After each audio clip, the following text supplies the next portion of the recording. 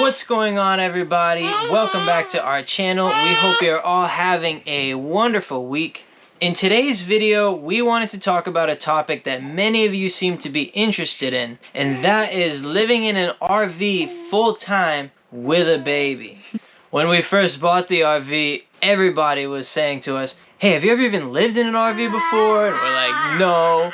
And they're like, you're about to have your first kid? And we're like, yeah. And they're like, are you crazy? Yeah, we were a little crazy. Maybe still are. Who knows? But honestly, it wasn't as challenging as we thought it was going to be. We moved in the RV when Amelia was only 1 month old, and she's now 7 months, so we've been doing it 6 months straight, and we've been loving it. So we want to just share with you guys 7 tips for RV living with a baby to help you guys out.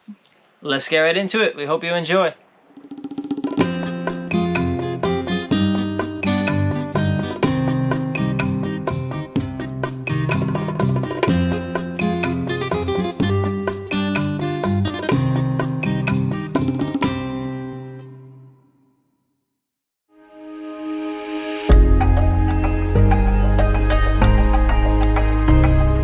Only buy what you need. Because there's not much space in the RV, there's a lot of things that aren't going to fit and things that you're going to have to pass on. So I'm just going to go over a few things that we bought for Amelia that have really helped us out and that we've used a lot in the RV. So the first is the Boppy pillow. If you're about to have a baby, I definitely recommend getting one of these, even if you're not going to be in an RV. But it takes up not that much space, and I used to use this literally every time I breastfed her. Not so much anymore, but it's very convenient because when you're first breastfeeding and learning how to breastfeed, your arms get so tired. So having the support to have her be able to sit on is very useful. But not even only that, it's also useful now that she's a little bit bigger. She can actually use this to support her to sit up. I also keep all of her supplies on the side of the bed. Having totes and having storage organizers for the baby stuff is also very practical, just because while you're driving, stuff can move around, and so you can't just leave things like laying around, because when we're driving, they'll end up all over the floor. So having like little storage totes and stuff is great for her supplies. These are changing pads that we use for her, just because there's not enough room for a changing table. So we just utilize the bed if we're in the RV to change her. And these are super absorbent. No pee gets through them if she accidentally pees while we're changing her. So that's very useful, because if she pees all over the bed, that wouldn't be a good thing. This is another thing that we got for Amelia. It's pretty much a seat for her, and it's a play table. So if I'm, busy cooking or doing something in the RV, I can now put her in here because she's a little bit bigger, sitting up on her own, and she can play with it. It has, some music on it, a few things for her to play with.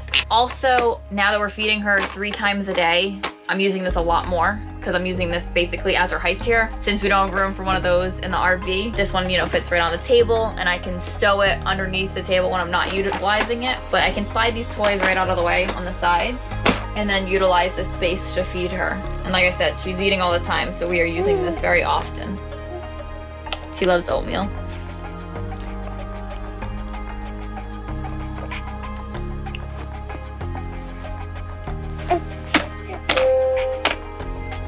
Alright, so other than those kind of big items, we really don't have that many other large things in the RV for the baby. We do have a bunch of teething toys everywhere, and we do have a lot of burp cloths. Burp cloths are small, they come in handy, they're very necessary. She's always spitting up and throwing up, and they don't take up much space, so we have a bunch of those. People may buy you things and you may not be able to take them with you in the RV. We did have to get rid of some baby swings and just like bigger items that we couldn't really keep. We had a diaper genie, we had to get rid of that as well. There wasn't really room for it. Now we just have this little thing that clips onto the diaper bag, and you can pull out like single serving bags to put the diapers in. A lot smaller works a lot better. In this storage cabinet right here, we keep her extra bowls and spoons and wipes and diapers. And then over here we have her clothes, and this is everything she's wearing right now.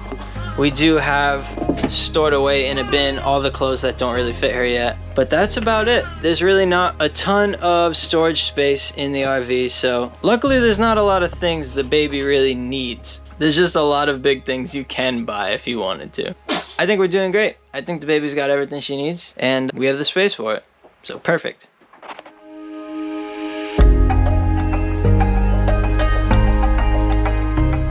One of the most important tips that we can give you guys is just to learn to have patience. Having a baby takes a lot of work, and there's definitely a learning curve in the beginning when it comes to caring for a baby 24/7. No matter how many books or research you do, it's not going to measure up to the real deal and how much work it actually is. Not saying that you can't learn to live with a baby, but at the beginning you just have to have patience and not be so hard on yourself, because it is going to take you a little bit to get into a routine and learn how to care for your baby in the best way. Also, same goes with living in the RV. It is a tight space and it does take some getting used to. So, you know, just be patient with yourself, and as problems or situations arise, always know that if you're patient with yourself, everything will work out and you will figure it out.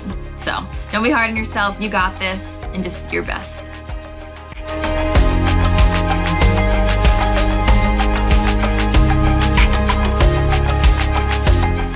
Hey guys, welcome to our second home, the truck.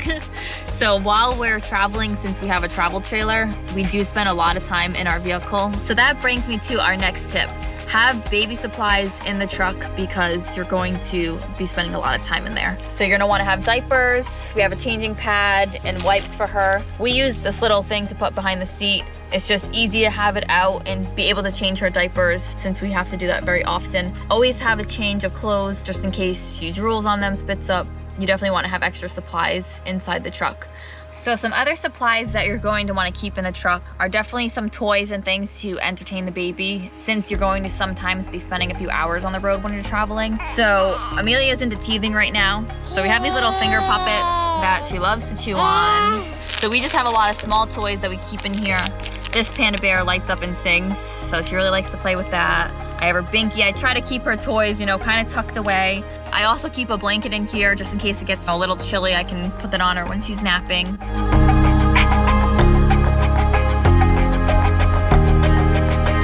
I also have a little travel bag where I keep my pump. Since Amelia is breastfed, I pump in the truck just so I can make some bottles for her and be able to feed her while we're traveling, so we don't have to pull over. So one thing you're going to want to do is definitely get a bag to keep your pump in. It makes it easier to transport. You're also going to want to make sure it's a battery operated one. Mine's rechargeable battery, so as long as I charge it before we leave, I can run it in the truck. Also, you're going to definitely want to get a pumping bra just to hold the pump in place, so you don't have to be holding it there. If you're pumping at all, I'm sure you know about that, but you're definitely gonna want to get one of those. So I'll pump in the car and then just give her a bottle. So definitely recommend getting a pump and utilizing a battery operated one when you're traveling, so you don't have to pull over to nurse the baby. Also, if you're feeding them, you can always have some bibs, and I feed her bananas and a few different things now in the car, and she does okay with that. So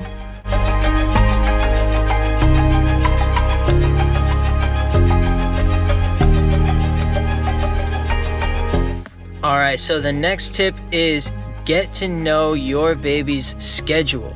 When we're traveling from one location to the next, we now tend to leave a lot earlier in the morning as opposed to the checkout time of like 10:30, 11 o'clock. This is because when we left later, the baby would be awake for most of the trip, and she does not like to be in the car seat while she's awake. So when we left earlier, maybe 6:30, 7 o'clock, she sleeps for most of the trip, if not the entire trip, and it's just a much better experience for everybody. So your baby may not follow the same schedule, but it may be wise for you to get to know theirs and plan your travels accordingly.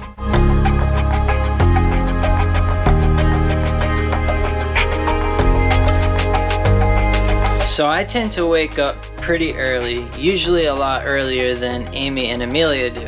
And sometimes I want to leave the RV. And one of the things I had to learn right away was how to shut the door quietly and open the door quietly. I'm serious. This door is pretty loud and makes a decent amount of noise when you open and shut it. Even when you're not slamming it.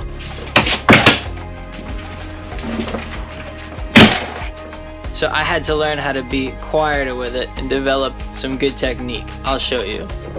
So when you're opening it, it's not too difficult. You just want to pull inward and then push on the latch and you're good. It opens it nice and quiet. And then to shut the door, it's really just about not letting the latch click close because the latch is really loud. So to shut the door, as you're closing, just pull the latch out, push in, and then release.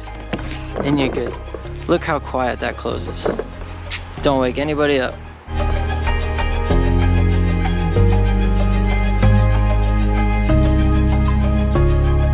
So the final tip is really just to be here now. There may be a lot of things that you can buy for a baby, and there may be a lot of things you can potentially worry about. But at the end of the day, there's really not that much that a baby needs. Food, sleep, a lot of diapers, and love and attention. You give a baby these things and you're gonna be fine. There's no need to worry.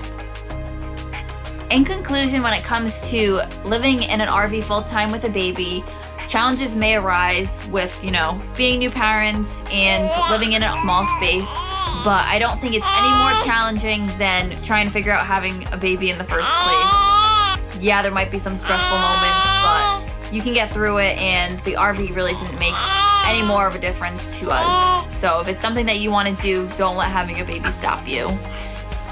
Yeah, so that's pretty much it for this video. We hope you guys enjoyed. If you have any helpful tips that you think would benefit us, be sure to drop them in the comments below. Like and subscribe, and we hope you have a wonderful week. Bye. Bye.